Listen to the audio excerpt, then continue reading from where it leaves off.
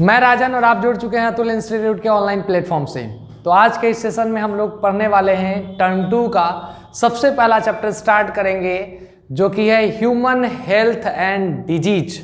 ठीक है ना। तो इस चैप्टर में आज हम लोग जानेंगे कि कौन कौन सा ह्यूमन को डिजीज कॉज करने वाला एजेंट है और कैसे हम उससे बच सकते हैं, कैसे उसको प्रिवेंट कर सकते हैं।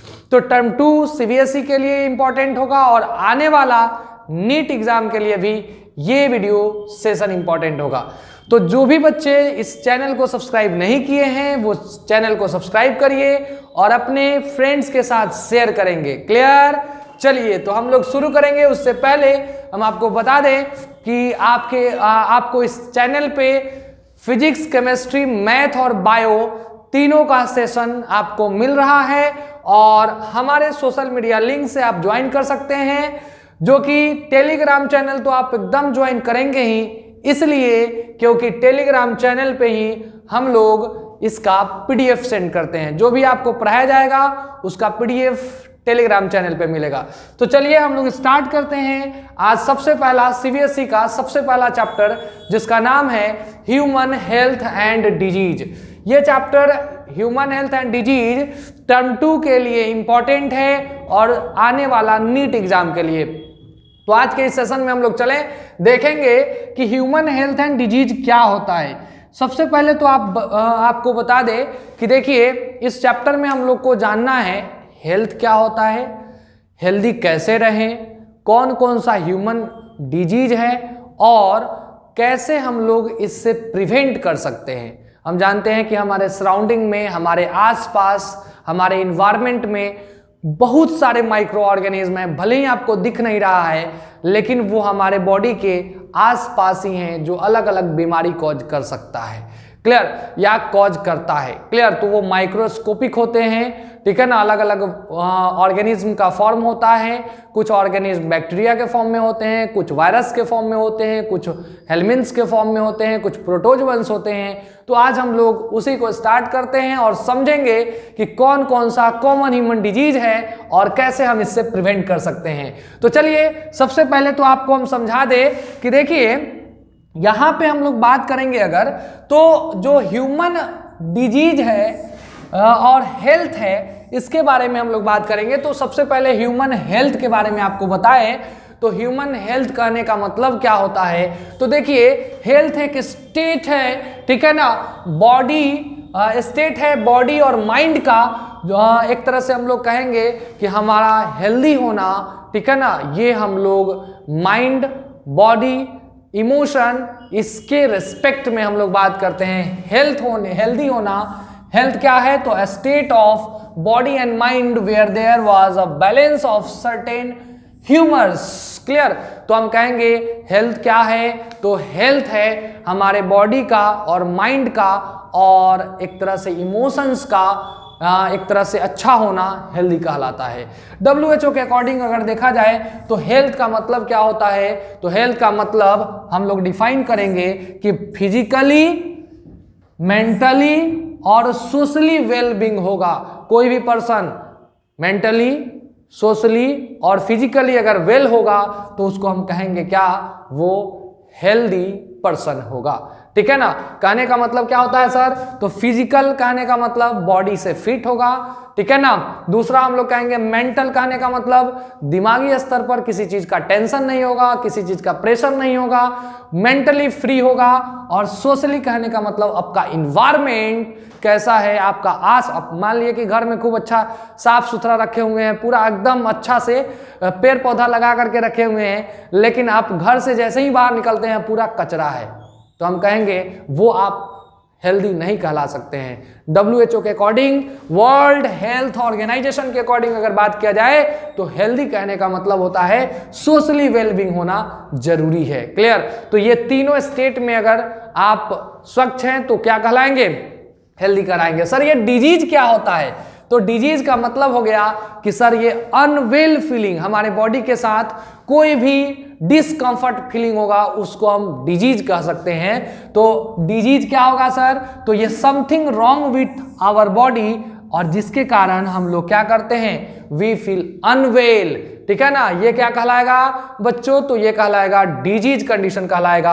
अब आता है कि अलग अलग डिजीज का जो अलग अलग कैरेक्टराइजेशन अगर देखा जाए, मतलब उसका कैरेक्टरिस्टिक फीचर होता है जो अलग अलग साइन और सिम्टम के फॉर्म में दिखता है। क्लियर, चलिए तो अलग अलग डिजीज का अलग अलग साइन सिम्टम होता है। अब हम लोग बात कर लेते हैं नेक्स्ट जो है क्या फैक्टर इसेंशियल है।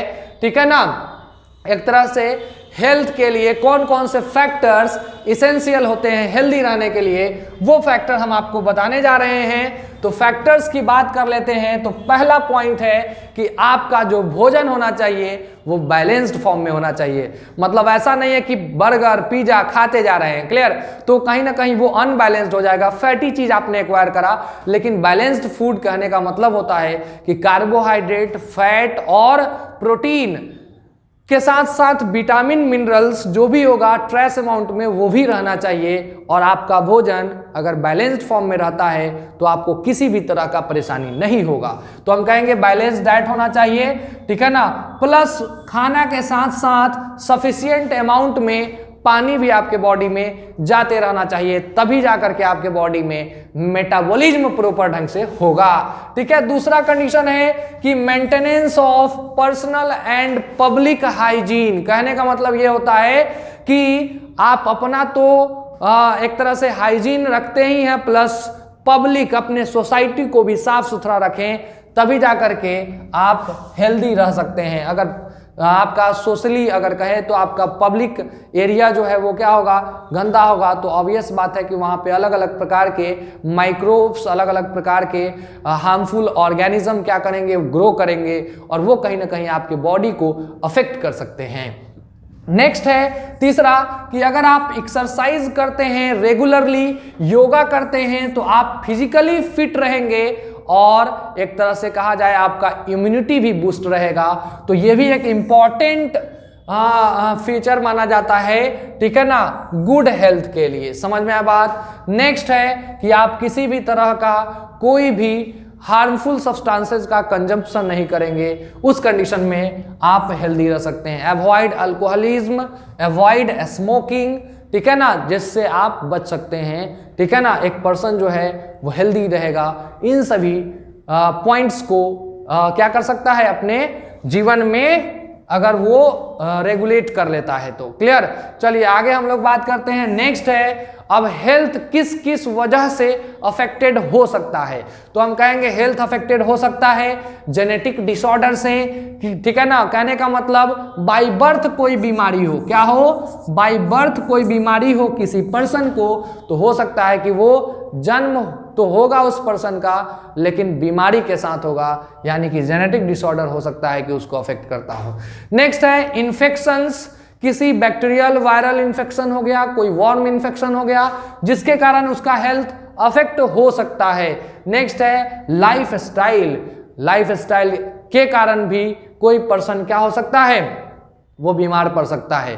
ठीक है ना, लाइफ स्टाइल के कारण जो एक तरह से बीमारी एक्वायर किया जाता है वो एक्वायर्ड डिजीज कहलाता है। समझ में आ बात। इन्फेक्शन किसी बीमारी का होता है जन्म के बाद, वो भी एक्वायर्ड कहलाता है, और ये एक तरह से हम लोग कहेंगे बाय बर्थ होता है, जेनेटिक डिजीज कहलाता है। ठीक है जी, उसका क्लासिफिकेशन भी हम लोग आगे कंटिन्यू करेंगे, पढ़ेंगे। चलिए तो अब अगले स्लाइड पे हम आपको पढ़ाएंगे क्या, कॉज और एजेंट्स ऑफ डिजीज। अब हम आपको बताने वाले हैं कि कारण, ठीक है ना, डिजीज का क्या कारण है और कौन से एजेंट जो है वो डिजीज कॉज करते हैं। क्लियर, तो अभी जो है हम आपको बताएंगे कि कॉज या एजेंट ऑफ डिजीज के बारे में, जिसमें सबसे पहला है फिजिकल एजेंट। फिजिकल एजेंट कहने का मतलब कि जो फिजिकली पाया जा रहा हो, जैसे टेम्परेचर हो गया, ह्यूमिडिटी हो गया, प्रेशर हो गया, कोल्ड हो गया, ठीक है ना, ये इसकी वजह से अगर कोई बीमारी हो रहा हो, कोई डिजीज हो रहा हो, तो वो कहलाएगा फिजिकल एजेंट। क्लियर, चलिए दूसरा एजेंट है बायोलॉजिकल एजेंट, किसी दूसरे लिविंग ऑर्गेनिज्म के कारण आपके बॉडी में कोई बीमारी हो रहा हो तो वो कहलाएगा बायोलॉजिकल एजेंट। जैसे पैथोजन की वजह से, पैथोजन किसी बैक्टीरिया, किसी वायरस, किसी प्रोटोजोअन्स या वॉर्म्स, हेलमिंथ की वजह से अगर कोई प्रॉब्लम हो रहा हो तो वो कहलाएगा बायोलॉजिकल एजेंट। नेक्स्ट आपके सामने है न्यूट्रिशनल एजेंट, मतलब किसी न्यूट्रिएंट्स का कमी आपके बॉडी में हो जाए, डिफिशियंसी, डिजीज वगैरह जो भी होता है वो आपको न्यूट्रिशनल एजेंट में आ जाएगा। नेक्स्ट है केमिकल एजेंट, किसी केमिकल कॉन्सेंट्रेशन आपके बॉडी में बढ़ने की वजह से या घटने की वजह से कोई बीमारी होता है तो वो क्या है, वो आपको केमिकल एजेंट में आ जाएगा। जैसे यूरिया लेवल की अगर बात कर लें तो आपके बॉडी में अगर बढ़ गया यूरिया तो ये अलग बीमारी कॉज करेगा। क्लियर, ये टॉक्सिक होता है, ठीक है ना। एक्सक्रीटिव वेस्ट में अगर नहीं गया, आपके बॉडी के ब्लड में रहता है तो ये क्या करेगा, अलग अलग बीमारी कॉज करेगा। नेक्स्ट है मैकेनिकल एजेंट, जो कि एक तरह से फ्रिक्शनल फोर्सेस, जैसे कि अगर मान लिया आप चल रहे हैं और आपको फ्लोर पे कहीं फ्रिक्शन हो गया और आप गिर गए, पैर टूट गया, पैर डैमेज हो गया, हाथ टूट गया, हाथ डैमेज हो गया, तो उस कंडीशन में कोई एक फ्रिक्शनल फोर्स था जिसकी वजह से वो बीमारी हुआ तो वो मैकेनिकल एजेंट कहलाएगा। अननोन एजेंट, जिसका प्रॉपर एजेंट नहीं है, किसी कारण से, किस कारण से एग्जैक्ट हो रहा है इसका कोई एजेंट नहीं है, तो वो पेप्टिक अल्सर वगैरह हो गया, ठीक है ना, एक तरह से डायबिटीज वगैरह हो गया, तो हम लोग कहेंगे ये अननोन एजेंट की वजह से होता है।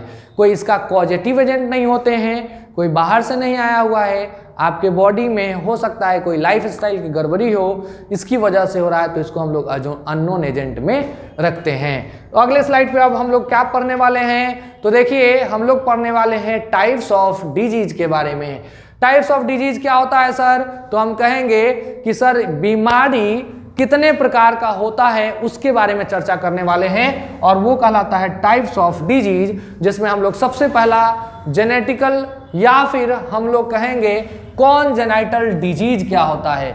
देखिए वैसे डिजीज जो बाय बर्थ आपको मिला है, कहने का मतलब जन्म के साथ ही जो आपको बीमारी है उसको हम लोग क्या कहेंगे, उसको हम लोग कहेंगे एक तरह से जेनेटिक या कॉन्जेनिटल डिजीज। जो बाय बर्थ होता है, मान लीजिए किसी पर्सन को फिनाइलकीटोनुरिया है, ठीक है ना, जेनेटिक्स में आप पढ़े होंगे टर्म 1 वाले में, किसी पर्सन को मान लेते हैं कि हीमोग्लोबिन का सिकल सेल अनीमिया है, ऑटोसोमल रिसेसिव डिसऑर्डर, किसी को कलर ब्लाइंडनेस है, तो ये सब कहीं ना कहीं हम कहेंगे क्या होता है, ये सब जेनेटिक डिसऑर्डर में आएगा। अगर किसी का क्रोमोसोमल डिसऑर्डर, क्लाइनफेल्टर सिंड्रोम वगैरह होगा, सब किस में आएगा, तो कॉन्जेनाइटल डिजीज में आएगा। अब दूसरा डिजीज क्या होता है, एक्वायर्ड डिजीज या नॉन जेनेटिक डिजीज कहलाता है, और इसमें हम लोग कहेंगे बर्थ के बाद हमने एक्वायर किया अपने लाइफस्टाइल की वजह से, किसी बैक्टीरियल या वायरल इन्फेक्शन से, तो उसी को हम लोग क्या कहते हैं, एक्वायर्ड डिजीज। और इसमें दो तरह का डिजीज आता है, कम्युनिकेबल डिजीज, और इसी को हम बोलते हैं इन्फेक्शस डिजीज, ठीक है ना। अब कम्युनिकेबल क्या होगा, तो वैसे डिजीज जो एक पर्सन से दूसरे पर्सन में, those disease which can spread from infected person to normal healthy person called infectious या कम्युनिकेबल डिजीज। अब इसमें कितना रेट से इन्फेक्शन हो रहा है, बहुत फास्ट होगा तो कॉन्टेजियस, जैसे आप कोविड-19 की बात कर लेते हैं, बहुत ही हाईली कॉन्टेजियस है, ये हाईली इन्फेक्शस है, तो ये क्या होगा, कॉन्टेजियस। और वैसे डिजीज जो फैलते तो हैं इन्फेक्टेड पर्सन से नॉर्मल हेल्दी पर्सन में, लेकिन बहुत स्लोली फैलते हैं, वैसे डिजीज को हम क्या कहते हैं, नॉन कॉन्टेजियस डिजीज। क्या बोलते हैं जी, नॉन कॉन्टेजियस डिजीज, याद रहेगा। जैसे हम लोग कहेंगे एड्स वगैरह हो गया, ठीक है ना, ये फैलता तो है, बहुत स्लो फैलता है, तो ये नॉन कॉन्टेजियस हो गया। नेक्स्ट है नॉन कम्युनिकेबल या नॉन इन्फेक्शस, वैसे बीमारी जो हमको जन्म के बाद मिला लेकिन वो फैलता नहीं हो, उसको हम लोग क्या बोलते हैं, नॉन कम्युनिकेबल या नॉन इन्फेक्शस डिजीज। अब इसमें आते हैं डिफिशियंसी डिजीज, किसी डिफिशियंसी की वजह से, जैसे मान लिए नाइट ब्लाइंडनेस विटामिन ए की कमी से होता है, ठीक है ना, बेरी स्कर्वी एक तरह से कहा जाए रिकेट्स, ये सब कहीं ना कहीं विटामिन के कमी की वजह से हो रहा है। तो ये सब डिफिशियंसी डिजीज है, और किसी एक पर्सन में अगर विटामिन का कमी है तो वो किसी को टच कर देगा तो उसको थोड़ी ना विटामिन का कमी हो जाएगा। तो हम कहेंगे ये जो बीमारी है जो विटामिन के कमी के कारण किसी न्यूट्रिशन के कमी की वजह से हो रहा हो, ठीक है ना, तो वो बीमारी क्या होता है, नॉन इन्फेक्शस होता है, और ये डिफिशियंसी डिजीज इसी में आएंगे। नेक्स्ट आपके सामने है डिजेनरेटिव डिजीज, जो बुढ़ापे की वजह से हो रहा हो तो उसको हम लोग क्या बोलते हैं, डिजेनरेटिव डिजीज कहते हैं। क्लियर। कोई डिजीज मेटाबॉलिक डिजीज कहलाता है, मेटाबॉलिज्म में गड़बड़ी की वजह से हो रहा हो, जैसे फिनाइल कीटोनुरिया वगैरह है तो वो मेटाबॉलिक डिसऑर्डर हो गया, ठीक है ना, मेटाबॉलिज्म अच्छे से नहीं होने की वजह से वो मेटाबॉलिक डिजीज हो गया। एलर्जी, किसी चीज से एलर्जी हो गया, आपके बॉडी में रेड स्पॉट होने लगा, ठीक है ना, नीजिंग वाटरी आई हो गया, ठीक है ना, रनिंग नोज हो गया, हल्का हल्का माइल्ड फीवर हो गया, तो ये एलर्जी होता है। क्लियर। किसी को डस्ट से एलर्जी है, किसी को पॉलन से एलर्जी है, अलग अलग प्रकार का एलर्जी है, तो एलर्जी है, ये भी किसी पर्सन से दूसरे पर्सन में नहीं फैलता है। नेक्स्ट है इंजरी, किसी का पैर टूट गया तो दूसरे का थोड़ी ना है, वो टच में आएगा तो टूट जाएगा। क्लियर। तो ये भी नहीं फैलता है, यानी कि इंजरी। कैंसर, किसी पर्सन को कैंसर हो गया तो दूसरे को ये फैलेगा नहीं, वो उसी पर्सन में रहेगा। तो ये सारे कैसे हैं, नॉन कम्युनिकेबल डिजीज है। क्लियर जी। चलिए आगे बढ़े हम लोग। नेक्स्ट है, अब अगले स्लाइड पे हम लोग पढ़ेंगे common human disease and their infectious agent. हम लोग पढ़ने वाले हैं कॉमन ह्यूमन डिजीज के बारे में और उसका इन्फेक्शस एजेंट कौन है उसके बारे में। तो आपको याद करना पड़ेगा, ये याद रखिएगा, ठीक है ना, कि कौन सा इन्फेक्शस डिजीज जो है वो किस वेक्टर की वजह से होता है, उसके कॉजेटिव एजेंट कौन है। यह सीबीएसई में तो ज़्यादा इंपॉर्टेंट नहीं, लेकिन आने वाले नीट एग्जाम में बहुत ही इंपॉर्टेंट बन जाएगा, कहा है कि यहाँ से ऑब्जेक्टिव क्वेश्चन बन सकते हैं। अच्छा क्लियर। तो देखिए अभी हम लोग ध्यान में रखेंगे कि देखिए जो वायरस है ना, वायरस एक कॉजेटिव एजेंट है, इससे फैलने वाला बीमारी common cold, influenza fever, dengue fever, poliomyelitis, hepatitis B, AIDS, chickenpox, smallpox, swine flu, H1N1 एक तरह से कहा जाए इसका कॉजेटिव एजेंट है virus. Measles, mumps, chikungunya, SARS बोले तो सीवियर एक्यूट रेस्पिरेटरी और सिंड्रोम। क्लियर। तो ये आपको हो गया, एक तरह से हम कहेंगे ये वायरस से फैलने वाले बीमारी है। बैक्टीरिया से फैलने वाला बीमारी कौन कौन, तो anthrax, cholera, typhoid, pneumonia, tuberculosis, tetanus, food poisoning, leprosy, plague, ये सारे बीमारी कहीं ना कहीं बैक्टीरिया से फैलते हैं। ये आप याद रखिएगा, क्या कि आपको ऑप्शन में दे देगा 4 ऑप्शन और कहेगा इसमें से बताइए कौन सा बैक्टीरिया से नहीं फैलता है, उसमें एक वायरस का रहेगा, आपको पॉइंट आउट करके उसको निकालना पड़ेगा। ये सीबीएसई के लिए नीट के लिए इंपॉर्टेंट है, सीबीएसई के लिए उतना इंपॉर्टेंट नहीं है। उसमें तो डायरेक्ट कॉमन ह्यूमन डिजीज आप पढ़ लेंगे सीबीएसई के लिए, तो उसमें से आपको थ्योरी लिखना रहेगा, क्या कि ऑब्जेक्टिव का एग्जाम हो चुका है। नेक्स्ट है तीसरा फंगी, ठीक है ना। फंगस के बारे में देखा जाए तो athletes foot, ringworm, many other skin infections, ये अगर देखा जाए तो फंगस कॉज करते हैं। क्लियर। चलिए आगे बढ़ते हैं। नेक्स्ट आपको ध्यान में रखना है प्रोटोजोअन्स के द्वारा फैलने वाला बीमारी कौन कौन सा है, तो प्रोटोजोअन के द्वारा फैलने वाला बीमारी एक तरह से मलेरिया है, ठीक है ना, कालाजार है, अमोबिक डिसेंट्री है, स्लीपिंग सिकनेस है। ये सारे जो बीमारी हैं वो कहीं ना कहीं किससे फैलता है, एक तरह से प्रोटोजोअन से, जिसमें मलेरिया बहुत इंपॉर्टेंट है, अमोबिक डिसेंट्री इंपॉर्टेंट है। क्लियर। उसके बाद नेक्स्ट है वॉर्म या हेलमिंथ डिजीज, जो एक तरह से वॉर्म के द्वारा या हेलमिंथ के द्वारा फैलने वाला बीमारी कौन कौन सा है, तो इंटेस्टाइनल वॉर्म इन्फेक्शन, एलिफेंटिएसिस, हाथी पांव, ठीक है ना, स्क्लेरोसिस, ये एक तरह से हम लोग कहेंगे वॉर्म के द्वारा फैलने वाला बीमारी है, जिसमें स्कैरियोसिस और एलिफेंटिएसिस आपको डिटेल में पढ़ना है। नेक्स्ट आपके सामने है, अगले स्लाइड पे हम लोग पढ़ने वाले हैं means of spread of infectious disease. कहने का मतलब जो इन्फेक्शस डिजीज है वो कैसे कैसे फैल सकते हैं, मतलब इन्फेक्टेड पर्सन से नॉर्मल हेल्दी पर्सन में कैसे फैल सकते हैं। तो उसके लिए हम लोग कहेंगे कि हवा के द्वारा फैलता है, ठीक है ना। तो हवा के द्वारा फैलने वाले बीमारी को एयर बॉर्न डिजीज कहते हैं, जैसे निमोनिया है, कोरोना वायरस है, ट्यूबरकुलोसिस है, कॉमन कोल्ड है।